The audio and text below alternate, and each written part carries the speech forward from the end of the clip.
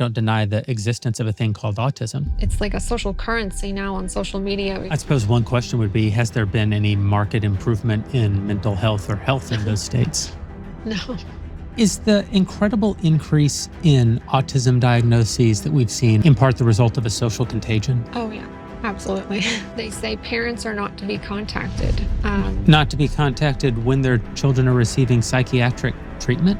Is the whole field just confirmation of self-perception? I mean, are we on the verge of a society in which everyone has some sort of mental health disorder? I mean, I think so. I think it's like 1 in 5 people now.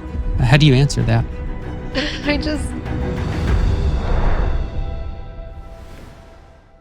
Christina Buttons, thank you for being with me.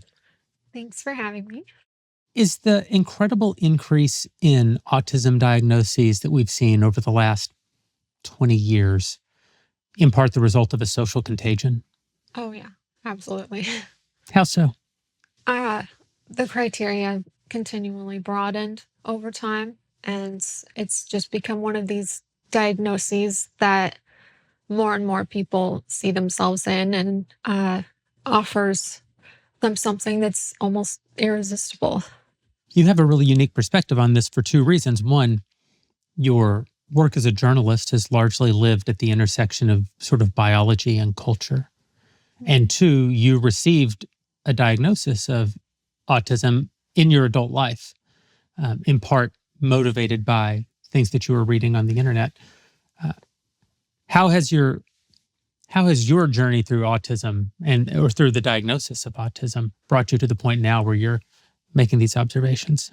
When I was 30 years old, I was living in Los Angeles at the time, alone, pretty isolated, just me and my cats working from home. And I noticed that a lot of other people were kind of moving on with their lives and forming familial bonds and settling down. And I had always felt like something was just different about me and something was off about me, or why didn't I want those things? And I had experienced all kinds of, like mental health issues throughout my life, especially when I was a teenager, that I never really had a good explanation for. And I think that impacted my sense of identity. And so I'd always been looking for an explanation to kind of unify the mental health crises I had as a teenager with my kind of daily realities as an adult. And that is what autism offered. When I began seeing so many stories in the media about women who discover that they're autistic and the immense relief it brought them. And my conceptualization of autism had always been, those who had severe impairments, because I had worked as a special needs caregiver, including for those children with autism, with profound autism.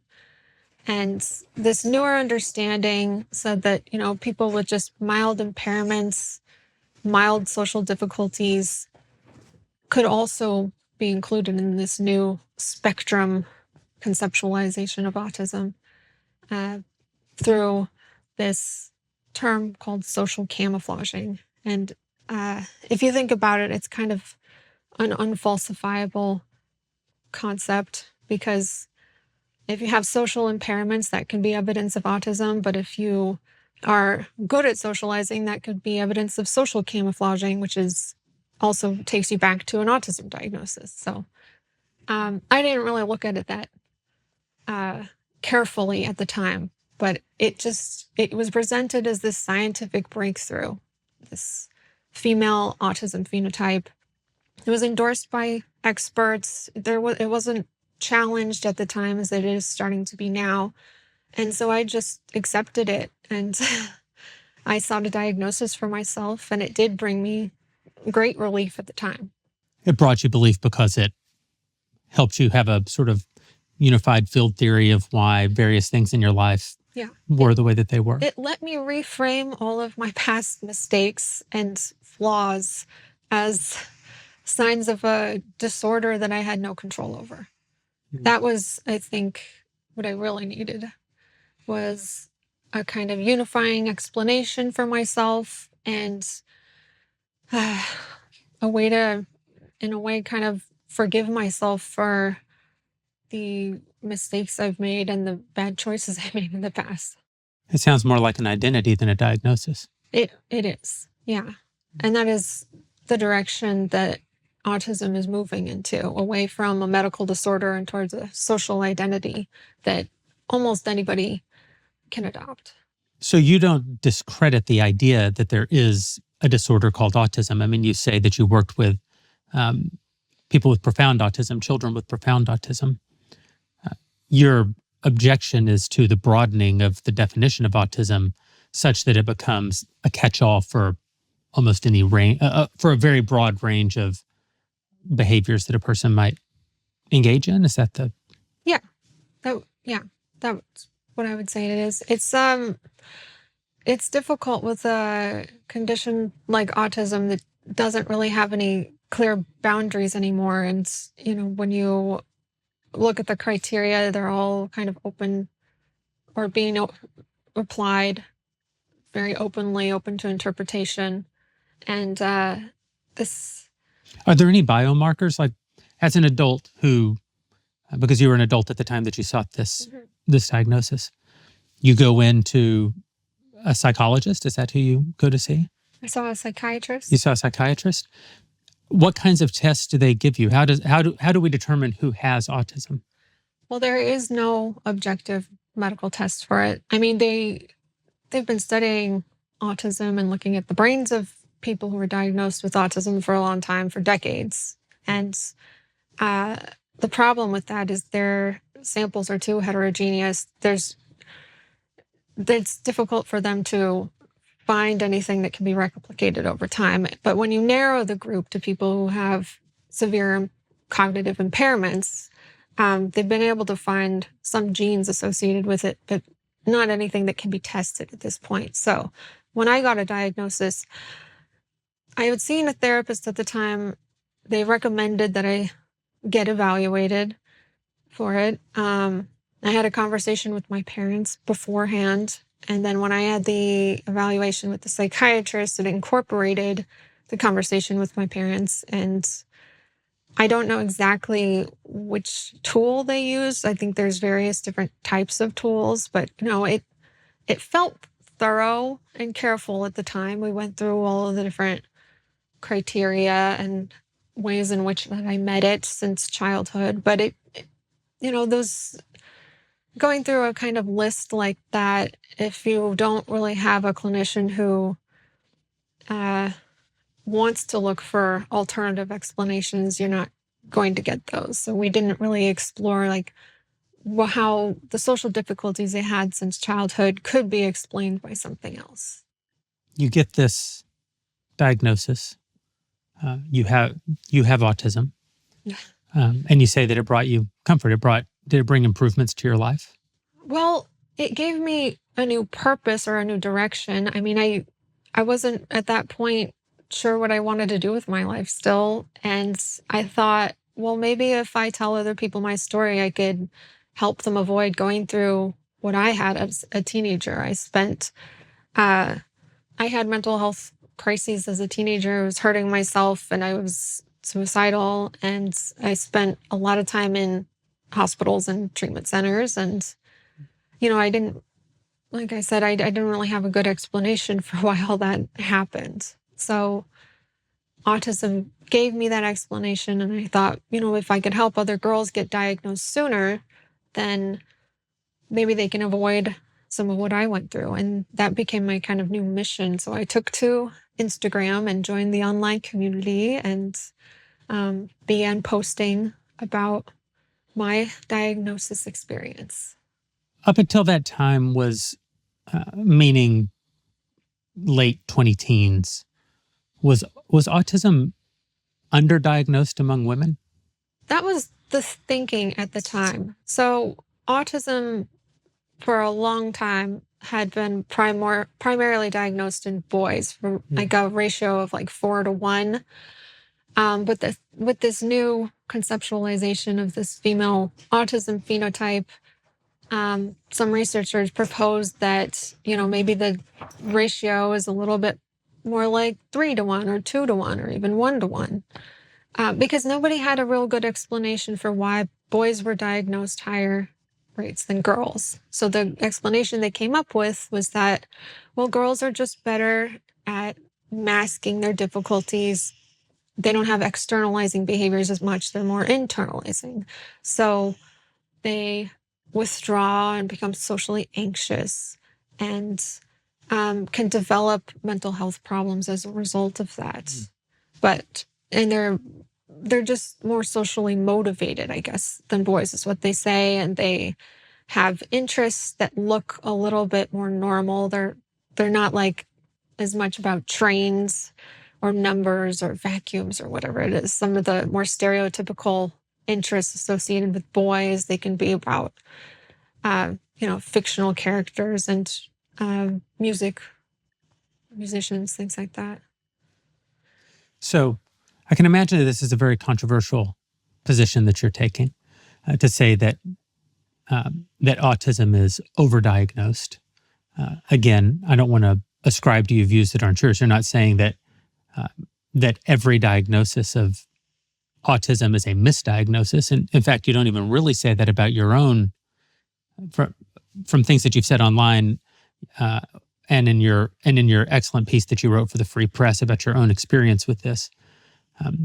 You say that given the criteria in the DSM-5, you did meet the criteria for a proper diagnosis of autism. Your argument is that the DSM-5's criteria for diagnosing autism has evolved to a place that it's exceptionally broad in its application, and therefore it becomes a bucket that can capture an entire range of human experience and assign to it a label. Nevertheless, I would imagine that this is a controversial position because a lot of people who have, particularly probably a child with autism, in your case, you were an adult experiencing this, but many people who have a child who's having a lot of the challenges that you were having, and challenges perhaps more pronounced. You were dealing with mental health challenges as a teenager. You were a threat to yourself at times. Obviously, there are kids who don't learn to speak until 4 or 5 years old, or not at all. There are kids who have much more pronounced mental afflictions. And if you're the parent of one of these children, the last thing that you want to hear is someone casting any doubt on autism, because in the same way that you took comfort in that explanation for your experiences, parents who have children who are going through difficult experiences or who aren't developing sort of in the way that we might, on the schedule that we might predict for development, also take great comfort in these sorts of diagnoses when they get it. And so I suppose my question is, even if you're right, what's the harm? What's the harm of having this be overdiagnosed, as you might suggest?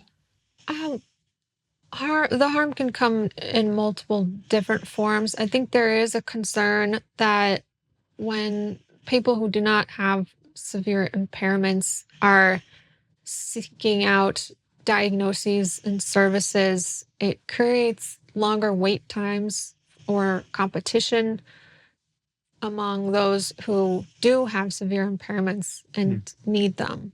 That's one aspect of it. But also it kind of muddles in the research. So when you have people who study autism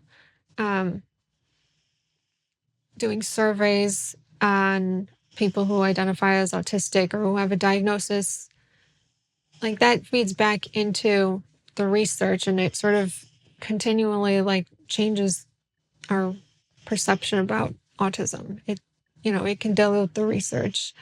And the other part of it is that a diagnosis can be self-limiting. If you learn to see your traits as symptoms of a medical condition, then you don't really see how you can grow and move past those things. If you conceptualize them as symptoms of a medical condition, you can't really change them. Is that what happened to you? Yeah, I started to use autism as a kind of excuse not to be social or improve my kind of social difficulties that I had. There are people who would say that you're holding yourself to a sort of ableist standard, that by saying, I was holding myself back from social development or holding myself back, you're basing that on some sort of perceived notion of what's normal, and you're ascribing to what may be perceived as normal a kind of value that it's also right. I know you've come under some online criticism for this sort of from this sort of vector. How do you answer that? I just don't really care what they think. I think that they're wrong. Well, why should an autistic kid who doesn't speak learn to speak? Oh, no, I mean, I my sort of criticisms are directed towards the people who are like me, Yeah. who uh, are getting a diagnosis even though they don't really need one, or are identifying with a diagnosis. But I suppose I want to expand from that. As I engage with some of the criticisms of your work on this topic, it seems that there is a community of online of people who advocate for autism almost like a protected class. Like it's a group of people for whom to even suggest that there might be therapies that would, for example, help the child who cannot speak learn to speak. That in itself is sort of refusing to acknowledge their identity as an autistic person. I think that those people are viewing autism through a social model of disability, and they're not appreciating that there are real impairments that come with autism for those who have, like severe cognitive impairments. They don't understand that level of impairment, and they think they can define autism on their own terms, but they're really just erasing the people who have severe impairments, who can't speak for themselves. Well, that's interesting. So by overdiagnosing autism, we almost erase the people who are actually struggling with autism, because necessarily the majority, if it is indeed overdiagnosed, as you suggest, then necessarily most of the people diagnosed with it, and therefore most of the people receiving counseling or treatment or behavioral therapy or whatever it is, aren't the people who need those tools the most, because they're not the people who have autism in its most true form, or in its most. And when I first joined the online autism community, I was open to the idea of neurodiversity that tries to sort of reframe their differences in a positive light and say that this isn't a deficit. They want to look at it as, a positive type of identity. I liked that at first until I saw what the downstream effects of it, in particular, how they treated parents of kids who are severely disabled, and scolded them for those types of therapies, like applied behavioral analysis, ones that can help a child, if they're like hitting themselves or hurting themselves, it can help them stop those behaviors and help them function better in the world. And I know from firsthand experience working as a caregiver for disabled youth that that's completely necessary. That's sort of like the language sometimes of people who have like severe impairments is violence. That's how they sometimes express their emotions. And if you can help them function better in the world and not hurt their caregivers and their parents, I think that's something that we should do. So, I took issue with how I saw the self-described autistic adults treat parents of the severely disabled kids. So I lived in LA for 20 years, and a phenomenon that I observed. Listen, I've known people with autistic children throughout my life.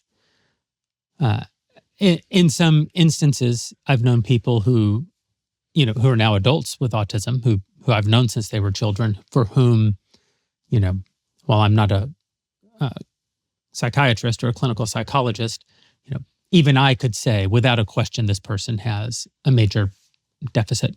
Mm-hmm.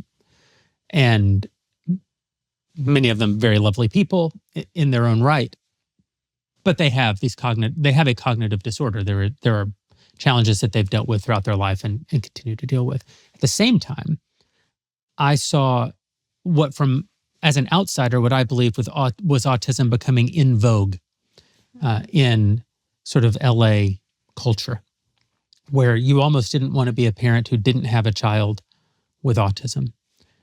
And in some instances, I had friends who had businesses that were tailored toward kids. And they would observe how children who you might perceive to have real problems were much better when their parents weren't around. Meaning that there was sort of a feeling that autism was an identity that was being foisted upon the child, not perhaps because the child didn't have any cognitive problems, but because something had been layered on top of whatever those underlying cognitive, I think what you're describing as an identity. An identity had been layered on top of this, and that it was robbing the kids of the opportunity for improvement, because one thing about identity is we tend to live up or down to identity. If you view yourself in a negative light, you tend to live down to the negative light in which you view yourself. If you view yourself in a positive light, people have a tendency to live up to the positive light in which they view themselves. I suppose, and I think that you speak about it this way in your piece at the Free Press, that one thing that even a true diagnosis always comes in any sort of psychological diagnosis. Maybe it's true of like physical medicine as well, but certainly in psychology, a diagnosis can rob you of agency because it gives you a thing to be, and the thing that you are is not we don't overcome what we are. We are what we are.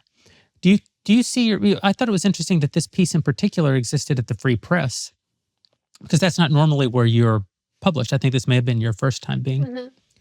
But the Free Press, I think, has over time sort of presented a view of these issues that challenges the idea, broadly speaking, of medical identity, of conditions being what you are as opposed to what you have.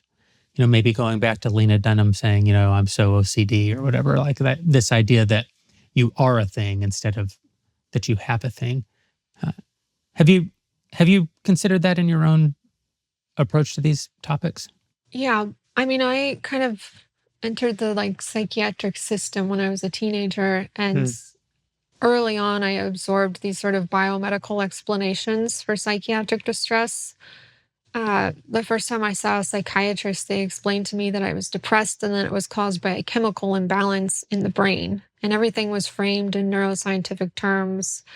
And that fed back into my belief of whether or not I could get better. I thought I was just a mentally ill person, and I thought I would be for the rest of my life. And, it took me a while to realize that that wasn't true. I had a lot more control and a lot more agency over my outcome than I had believed. But I think our culture is just saturated with these ideas that de-emphasize agency. Yeah. Especially in how they come out and how we talk about psychiatric disorders. In my own experience, obviously statistically, something like 18 to 20% of women in the United States at this point use SSRI drugs to help them get through the day, whatever that means.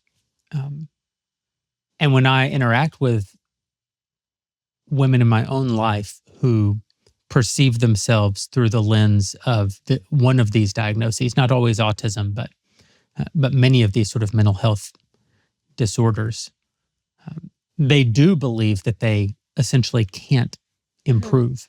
And one of the things that's really fascinating about your story is that while you took a lot of comfort in the autism diagnosis when you first received it, it's actually when you started questioning it through the lens of your journalistic mind and the tools that you had cultivated in journalism that you began to actually find improvement in many of the areas in which you had struggled throughout your life.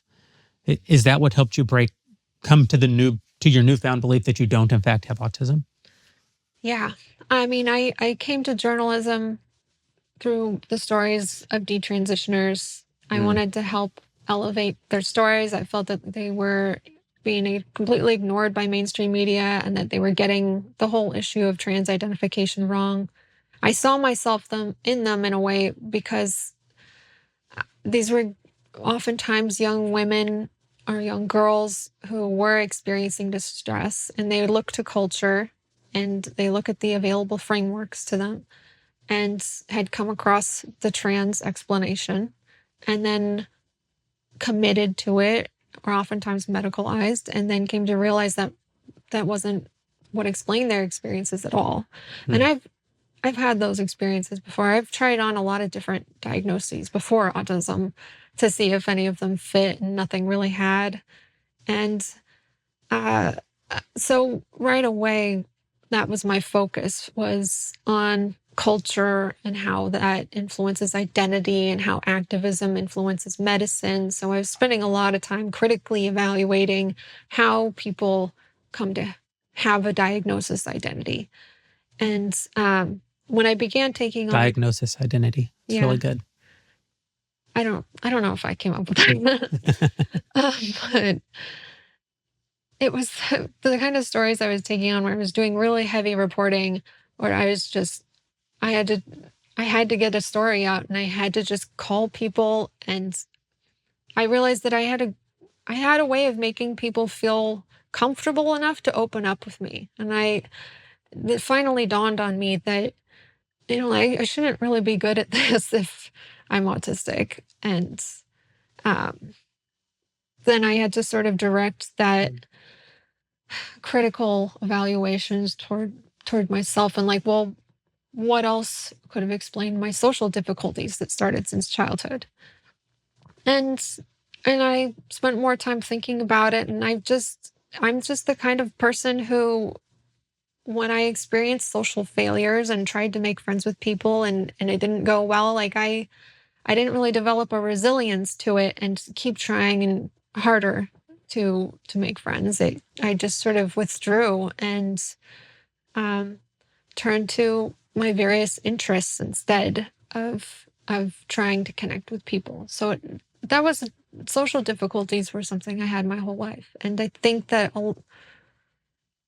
inexperience with socializing can look like a lot of what you see with autism, like I take things too literally sometimes and don't catch on to humor and all these things that are associated with autism.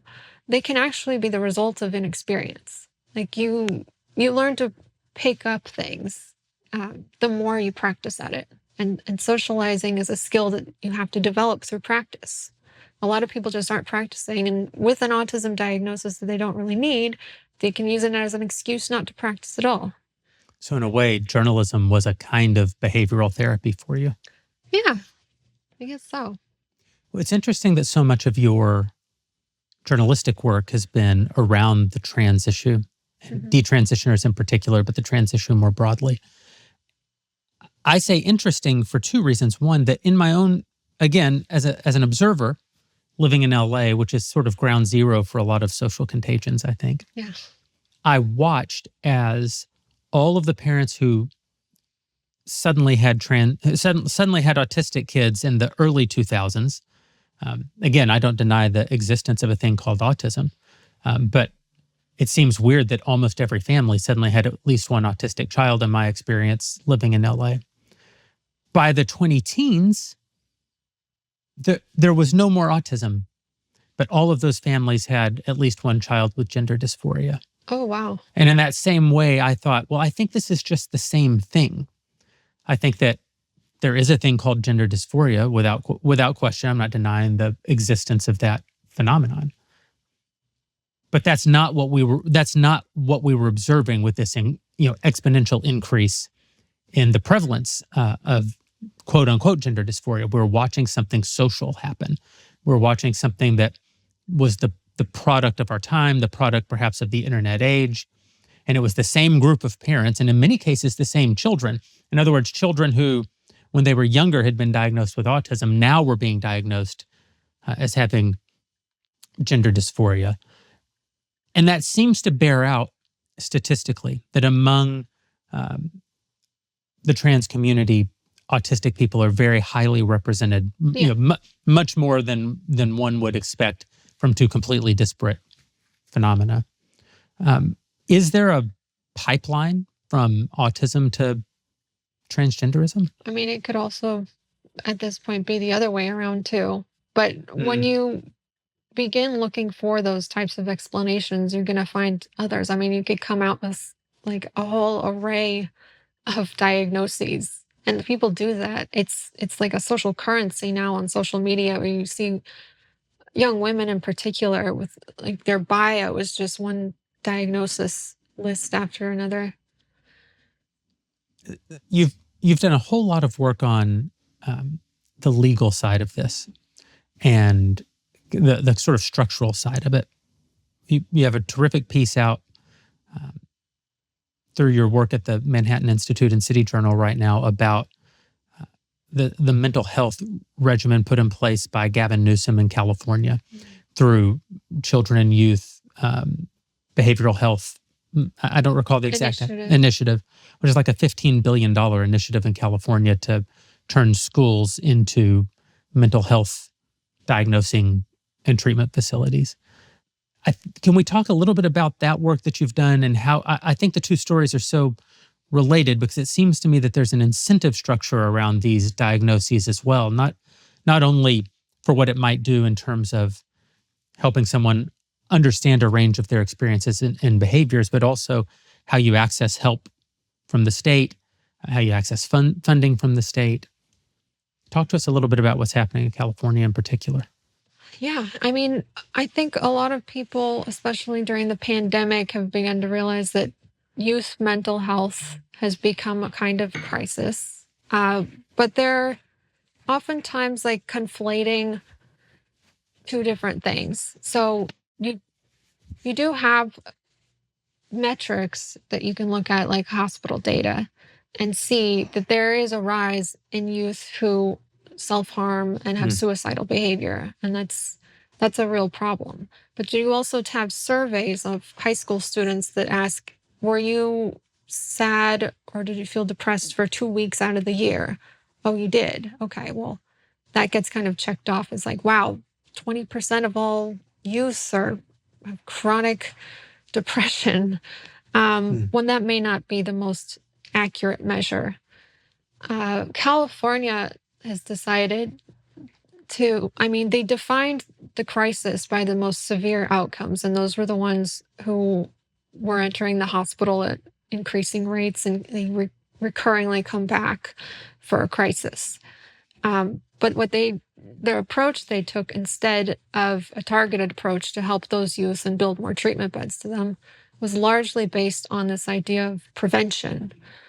Gavin Newsom basically handed over the reins to progressive activists who decided, this was a good way to enact their equity agenda and fund their social justice projects. And they're doing it through prevention efforts, which is just screening more kids, surveilling them, medicalizing the healthy kids who were never the ones that was actually driving the mental health crisis. And they're doing that by funding all kinds of projects where they lower the evidentiary bar to community-defined evidence, which includes, drum circles and powwows and things that they call radical inclusivity. I'm not sure what that means. And that made public funding eligible for organizations who can just introduce students to progressive activism and or clinics that provide gender-affirming services, make those eligible for public funding. Connect the dots for me. You're saying that by focusing on prevention of mental illness, they're able to fund progressive sort of indoctrination of young people in the community and in the school as part of their broader equity agenda. But what is the connection? Why is a drum circle or radical inclusivity or these other sorts of things that they're funding? What's the argument that helps prevent mental illness? The latest move from progressives is through something that they call social determinants of health, or sometimes socio-political determinants of health, where they argue that, you know, it's just a strategy that they're applying to get all of their wishes and projects funded. They claim that it has mental health benefits. Because they're claiming that the underlying cause of these mental health disorders in the first place are socioeconomic, So they're historical funding, grievance. they're funding social services under the guise of it being kind of like a mental health treatment. So they have restructured Medi-Cal in their state, that, like 38% of the state relies on to fund things like social services, even rent and housing deposits, grocery boxes, things like that. This is federally matched. So I think So we're all paying for it. yeah, we're all paying for it. So essentially, by saying that poverty causes mental illness and that Medi-Cal, which receives money from the federal government as well, that part of the mandate of Medi-Cal is to prevent mental illness, they can now use federal tax dollars to enact a kind of like, not just socialist, but almost like fully communist economic agenda, pay for people's housing, pay for people's food, pay for people's transportation, so that you're not poor, so that your children won't develop mental health disorders. Is that the crux of it? Yeah, that is basically it. And I wish people were paying more attention to this because it's happening. This is one of their new strategies. And when Gavin Newsom, who he put in charge, they defined the mental health crisis in terms of it being caused by white supremacy and racism and systemic oppression. Yeah, and then, of course, once you define mental illness in those terms, the solutions that follow it are all going to be, they're not going to focus so much on individual factors. They're going to be more focused on social and political factors. And so as with the overdiagnosis of autism or the overdiagnosis of gender dysphoria, you end up with the same sort of situation where the people who have the worst mental health problems in California can't get treatment because treatment is also now a very broadly defined term. If all the money is going to pay to make sure that, impoverished people have housing and transportation and food to prevent mental health outcomes in the future, people who actually have mental health crises in the present, well, there aren't resources or focus available to help those actual people. Right. So the California Children and Youth Behavioral Health Initiative, it didn't set aside enough money for treatment beds, and they had to go back to voters in 2024 to ask for more funding through Prop 1. And even that, a good portion of it went to homeless housing. And they're siphoning off money that was supposed to be for mental health towards housing first, homeless housing model. And what they're doing more broadly, though, is they're bringing mental health services to schools. So it's not like there's no like school to clinic pipeline anymore. Like the schools are now the mental health clinics. The school is the clinic.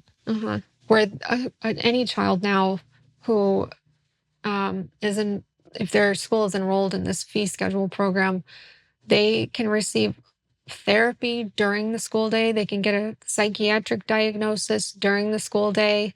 And this is, kids getting pulled from their core classes for this at a time when, I think academics are falling. Yeah, I think Alabama beat California for literacy rates in public schools this year. Yeah, that doesn't surprise me. I mean, their school time is increasingly being encroached on with social emotional learning, and the version that California uses is one that's explicit in their approach to equity and social justice. So that's taking up a lot of the school day, and that's even part of what this Children and Youth Behavioral Health Initiative funded was social emotional programming during the day. And parents can't always opt out of this. They passed a law recently where if a student is 12 and over, if they're deemed mature, they say parents are not to be contacted. That's, Not to be contacted when their children are receiving psychiatric treatment yes. in the school? Yes. I mean, it doesn't apply to medication, but they can receive like a psychiatric diagnosis and be evaluated by a psychiatrist and have therapy regularly. And this can all occur without the parents ever knowing. Oh, it's very easy to see how the trans agenda, which is obviously advanced in California at a really disproportionate rate to other places in the country as well, is also served by this, because if an enormous number of students have access to psychiatric evaluation within the school system, paid for by state and federal funds, without their parents even being informed, and they can receive diagnoses. And if one of the things that's being overdiagnosed is autism on the one hand, but also gender dysphoria on the other hand, you're essentially paying taxes to have someone diagnose your child as being transgendered without you even consenting to this in the first place. Mm-hmm. And the model that California partners with, they're very explicit about their affirming and anti-racist and pro-trans programming. And they haven't yet made it so that kids can receive puberty blockers and cross-sex hormones at school during the day. But there are other states who use similar models who have been pushing for that. Like Seattle has been pushing to get puberty blockers and cross-sex hormones prescribed during the day, during school. During school. At school. Does any other state that you're aware of? Because it seems to me that if all one has to do is say that a health problem is caused by phenomena that are not definitionally health related. Certainly lots of things impact your health. It's not definitionally health related, like housing, just by way of example. I mean, is there a limiting, what's the limiting principle here that stops almost the entire left-wing economic and social agenda from being enacted in the name of health and mental health? There is none. Are there other states that you're aware of that have hacked the system at the same level that California has? There are other states who use the same sort of model, school-based wellness clinics. Mm-hmm. Are there other states that have figured out how to get federal health and wellness dollars to enact what's essentially an economic program? Yeah. Under Biden administration, they changed some rules at Medicaid, and they now are in several states at least funding what you would consider social services as what's supposed to be medical care. I mean, those are dollars that are supposed to be medical services. They're increasingly funding non-medical services. I suppose one question would be, has there been any market improvement in mental health or health in those states? No. Oh. I mean, well, the pandemic created a kind of spike in some of those metrics that I mentioned earlier, and it is leveling off a little bit, but we are seeing just a straight upward trajectory of increasing mental illness behaviors. Well, it's incentivized, right? I mean, if your state gets to use federal money to enact its political and economic agenda on the basis of diagnosing health problems. If you pay for something, you get more of it. You're not going to get less health diagnoses. You're going to get more health diagnoses. And that's what all the universal screening is for, is they're collecting data on students.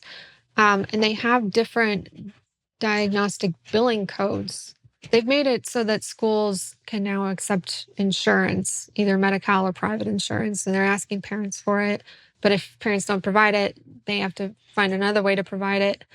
But the ACEs framework, for example, is like a crude 10-question device that's supposed to score how much childhood adversity you've been exposed to. Depending on the score, you get a different diagnostic billing code, and that can, we don't really know exactly what they're going to do with that data, but it likely, if a school has more students who have higher scores, they could probably get more funding and more support in some way. And the test itself is just it was supposed to be a research tool, the ACEs framework. And one of the original authors of the tool has come out to say, like, please stop using this for individual screening. It was never designed for that purpose. And yet California has put millions of dollars into, over $100 million into getting people screened for ACEs. On the autism topic and the incentives,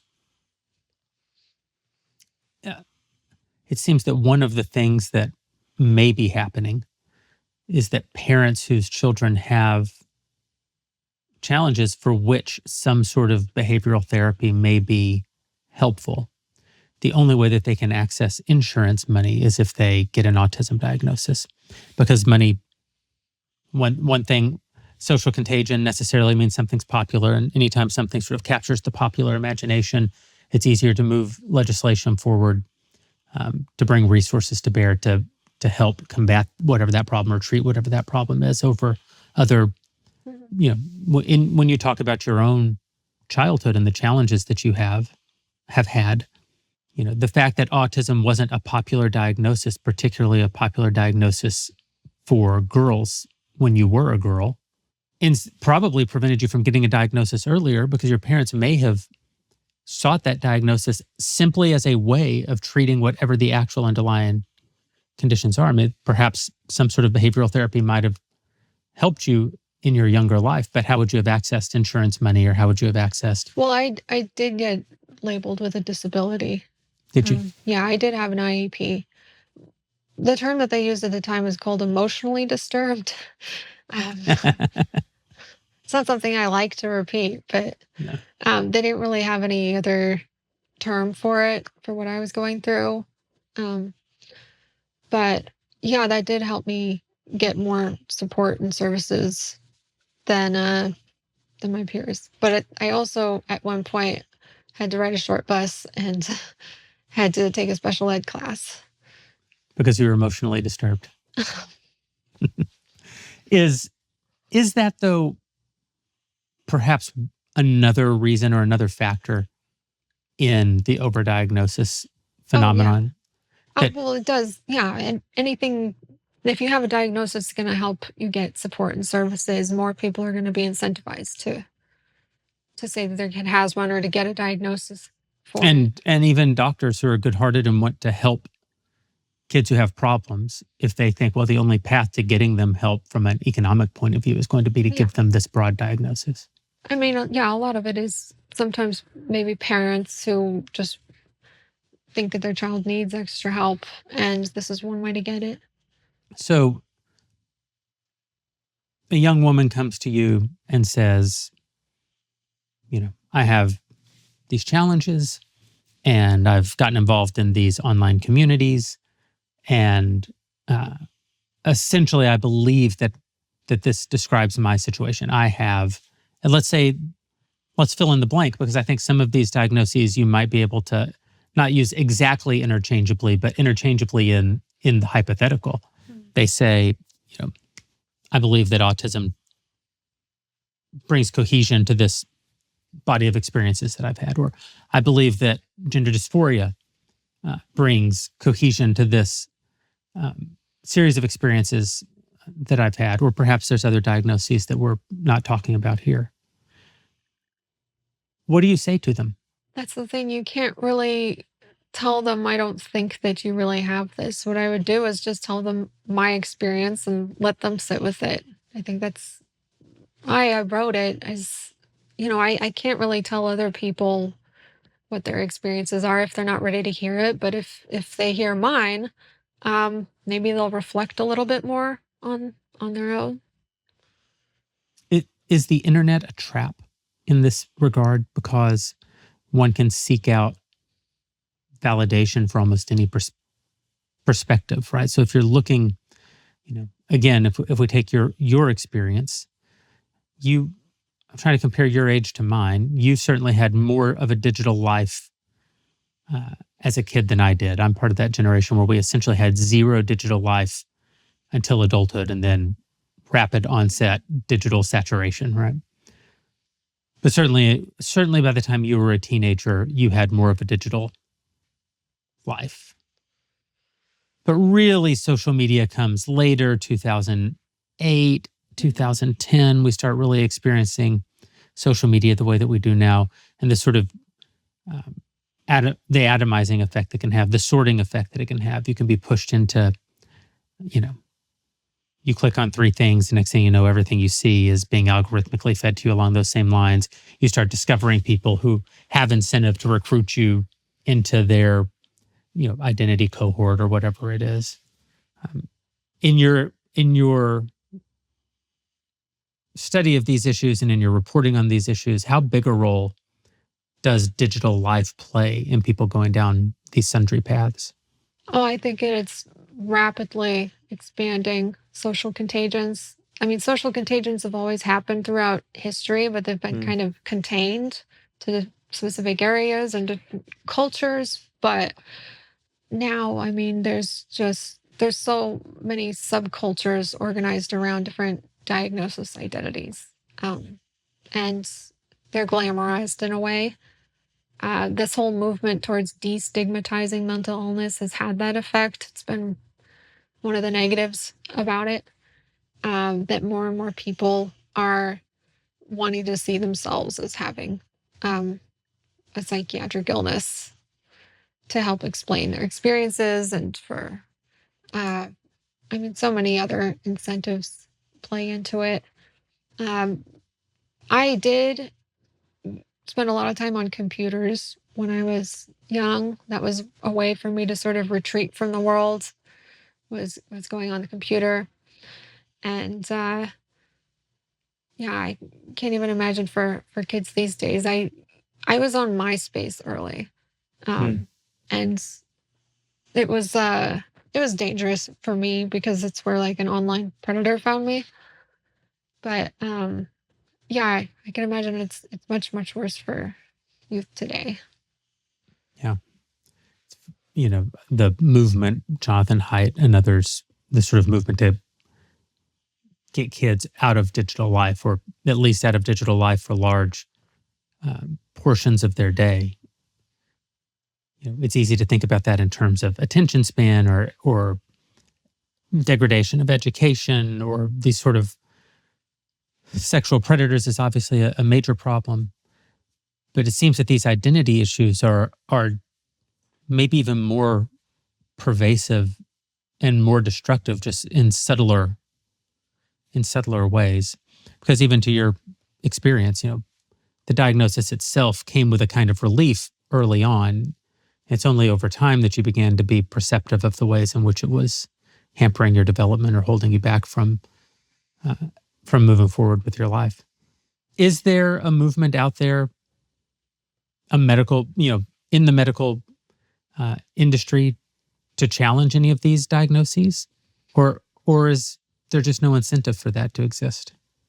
It's emerging now, especially, well, obviously with trans identification we saw, and I think there is an emerging skepticism around autism diagnoses now. Like I mentioned, when I encountered these narratives, it was endorsed by some of the most prominent autism experts, and that really made me feel like this is legitimate. This is a scientific breakthrough. But now there are other autism experts who are coming forward to uh, criticize the spectrum and the idea of social camouflaging. And I hope that we can restore some conceptual clarity to autism.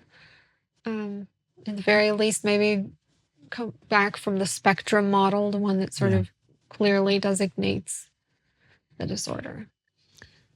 Yeah, I heard someone say to me once, everyone's a little on the spectrum. Wouldn't that necessarily mean that there is no spectrum? Like, doesn't that necessarily imply that the label has become if the label has become so broad as to include everyone, then what's the use of the label? You might as well just say everyone and put the period after everyone and leave everything after that. I just think that the disorder should be reserved for people with significant clinical impairments. And I mean, we need another word for people who are just socially awkward and have their niche interests. And let's give autism back to the people who need it. When you look at your work as a journalist, you've been incredibly successful in a relatively short amount of time. I mean, you've been pursuing these issues. You have. I mean, you've written very important stories on some of the most important topics in the country. You have a perspective that's very unique that's allowed you, in my observation, to report on very underreported phenomena that nevertheless impact millions of people. And I suppose I'm curious how you feel about that journey and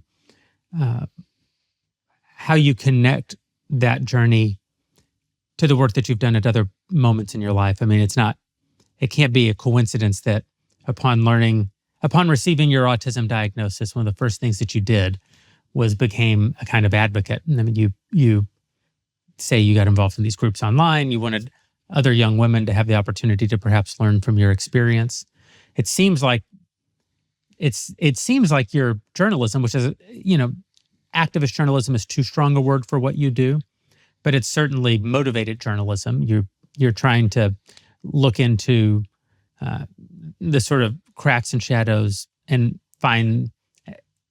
shine light on these sundry phenomena that you think are destructive to people and destructive to the world, which is still a kind of advocacy as what you were doing in earlier parts of your life.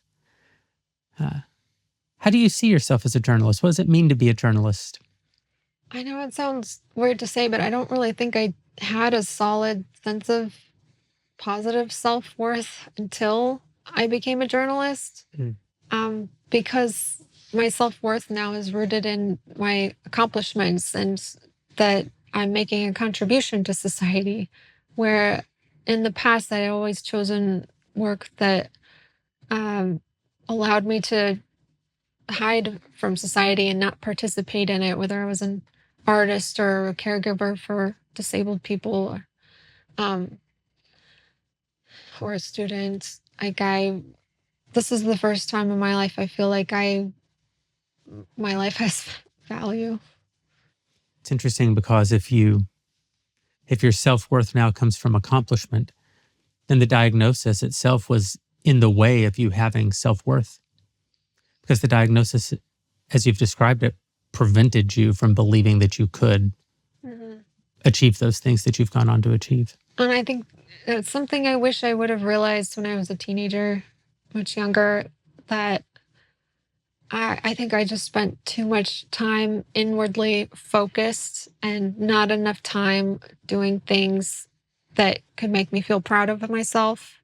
And that would be my advice to other young people, is to stop with so much introspection and stop seeking out an explanation for why you are the way that you are, and just go out and do things that are going to make you proud of yourself. It's interesting that you say that. To the extent that you were working with severely disabled people, I mean, many would say you were doing something very altruistic, something that you should have taken pride in. Yes. And that's why, that's something I'm totally comfortable talking about. That is something I'm proud of. So I've asked, what would you say to the young person who's comes to you and says that they've engaged with some of these ideas, or they're beginning to perceive their identity in a particular way? You know, a parent who's going through an experience like this is not. It's not their lived experience in the same way. They're not diagnosing self. They're trying to understand how to help their child. What's your answer to someone who's trying to help their child, who's struggling with some of these same underlying challenges with which you were struggling? Talk to them and find out what you can do to help get them involved in something they're interested in, something that they can develop a skill with. I mean, and, you know, have them keep at it. You know, when they say they don't feel like going to whatever it is or to their dance class, like, get them out the door. And oftentimes they'll be glad that you did. The problem I see with what we're doing with youth now is just introducing them to all of this mental health topics and just dousing everybody in mental health messaging that teaches them to sort of ruminate too much on their feelings and teaches them how to look at, like, everybody experiences some stress during their life, and it's just part of like a normal human experience to be sad sometimes. They're teaching kids now to interpret that as signs of like a clinical disorder.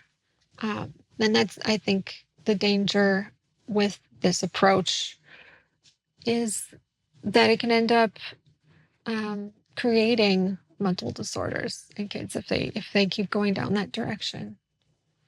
Especially in a society that it sounds like all of the political incentive now is around diagnosing people with something.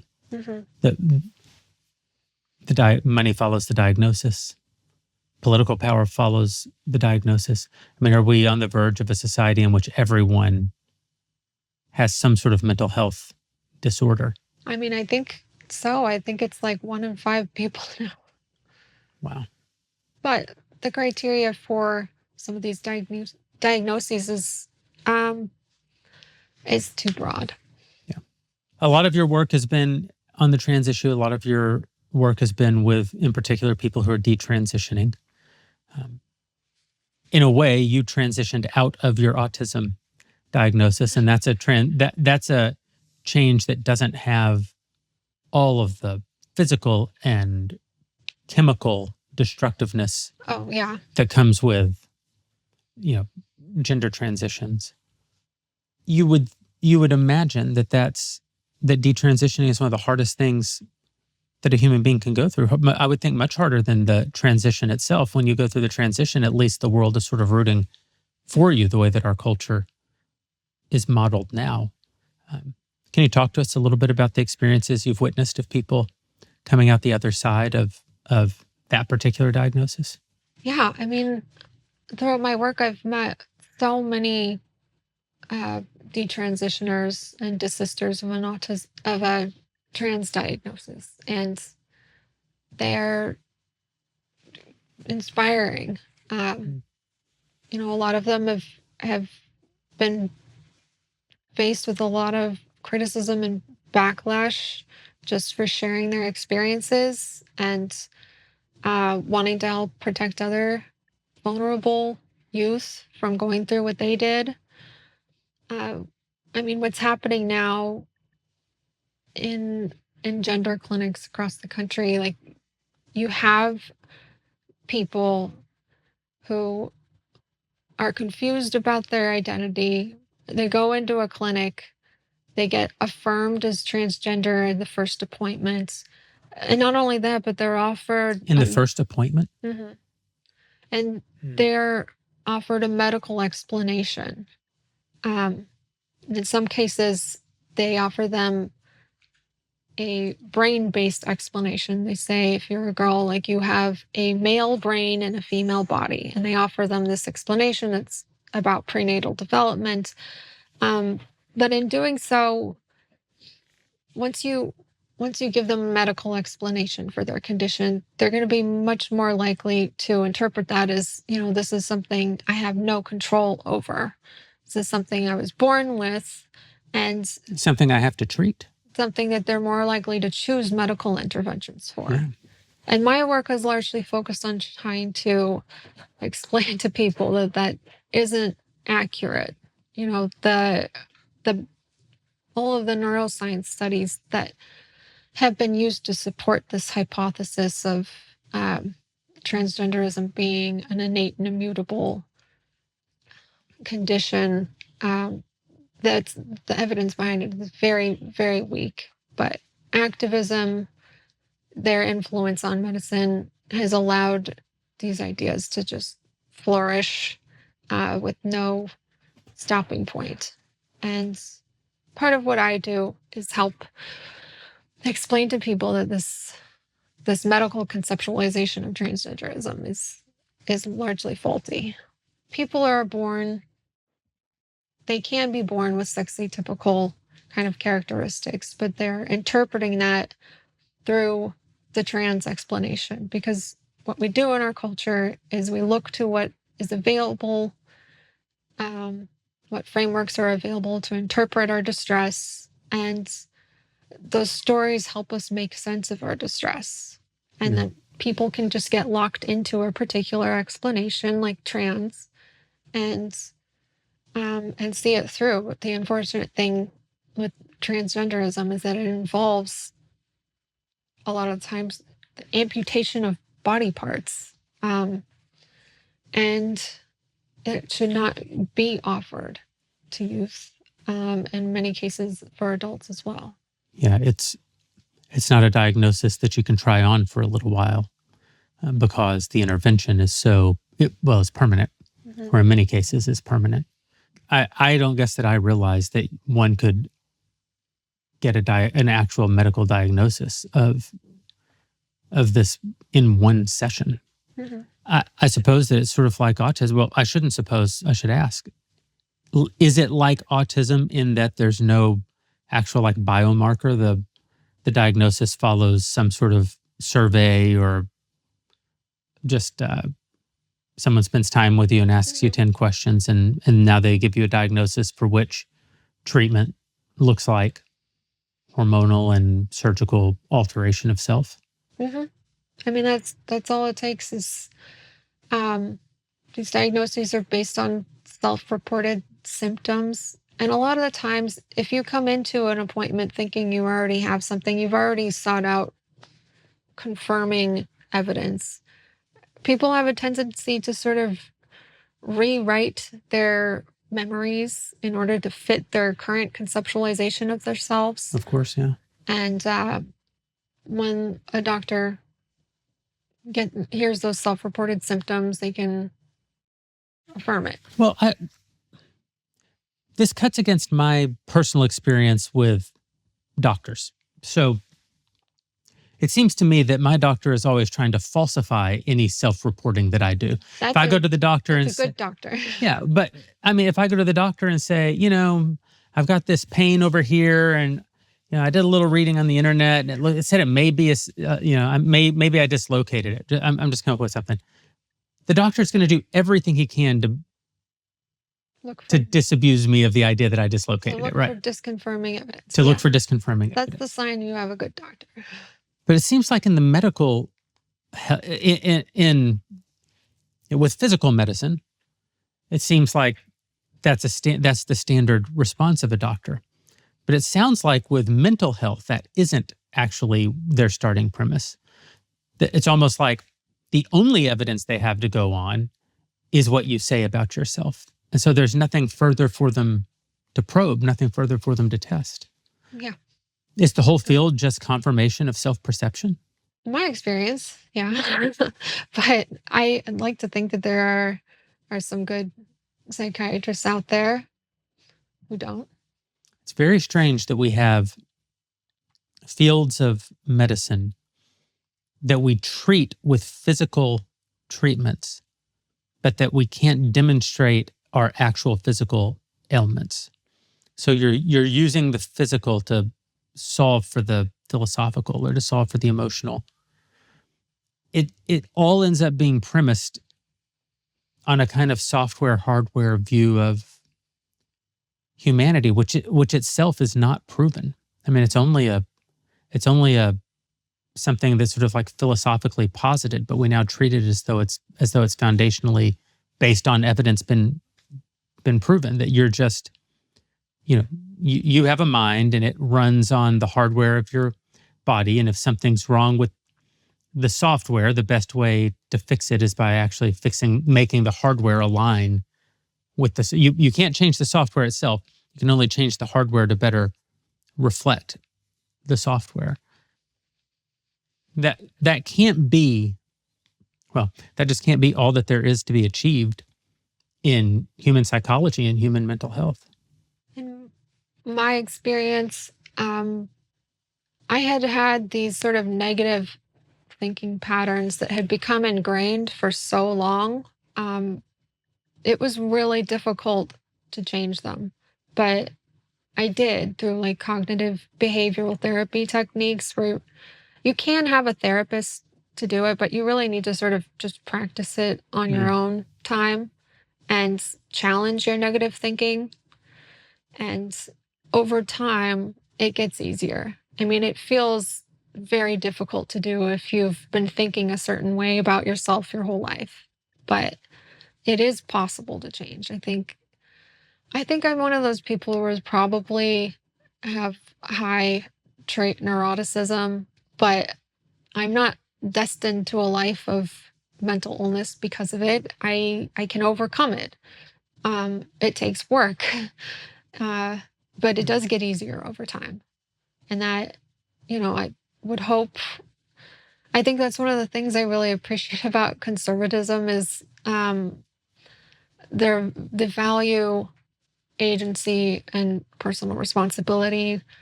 And on the left, you see much more of this idea that emphasizes a kind of external locus of control where you're not in control of what's going on with you. Either it's caused biologically or, the systems are all working against you. And it kind of creates a victim mentality that I really just don't think is healthy for most people. Yeah, I think about this in almost every aspect of our national life right now, that agency is, if there is systemic bias, it's systemic bias against agency. The whole system wants you to perceive yourself as a victim. And of course, it's easy to do because we've all been victimized. Like, it's part of the trick of having agency isn't realizing that you're not a victim. It's realizing that even if you are a victim, the worst thing you can possibly do is let that define you, is live as though that were true. You have to live like there's free will, even if there isn't free will. Now, there's a huge, even on a theological level, my answer to free will versus determinism is just yes. Like, obviously, we are a product of our environment. Obviously, forces beyond our control do work on us: political forces, socioeconomic forces, biological forces. Good parents ruin their kids, horrible parents destroy their kids. Like, all of those things are true. Agency is the thing that you have, even though those things are true. It's not that those things aren't factors in your life. Of course they are. I don't want to probe into places that you don't want to go, but you had this experience on MySpace, if I'm not mistaken, when you were 15, and someone truly preyed upon you in that environment. And yet that's not the sum of who you are. That is a very real thing and a very impactful thing that can happen in a person's life. And even that doesn't have to define the person. When you say that, people who want agency not to exist very often, I think, feel rebuked by the idea of agency. They, in the same way that your diagnosis of your autism diagnosis gave you a way of understanding yourself in the world that ameliorated your own responsibility for your own failures, as you say, or your own mistakes, or even just your own circumstances. I think that actual horrible things that are actually done to us can serve that same purpose. It doesn't minimize that those things happened, to say that they yet don't have to define you. But it is a rebuke. It's a rebuke of the impulse in all of us to excuse ourselves out of doing the very, very difficult work of continuing to grow, continuing to move forward in our life. I am continuing to grow all the time, changing, learning, every day.